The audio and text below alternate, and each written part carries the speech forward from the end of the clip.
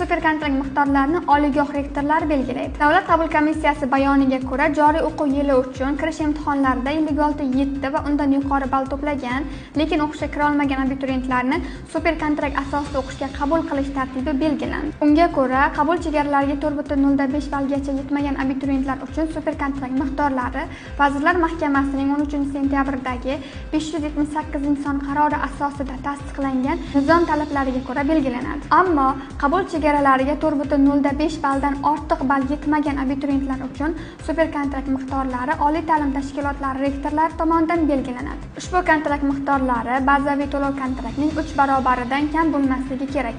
Barcha oliy ta'lim tashkilotlari tomonidan 25 sentyabrga qadar yangi o'quv yili uchun bakalavriat ta'lim yo'nalishlari va ta'lim shakllari kesimida super kontrakt miqdorlari tasdiqlanadi. Super kontrakt asosida o'qish istagini bildirganlar 31 oktyabrga qadar kontraktning 50% ni to'lashlari kerak bo'ladi. Ta'limga oid yangiliklardan xabardor bo'lish uchun ta'lim xabarlariga obuna bo'ling va bizni kuzatishda davom eting.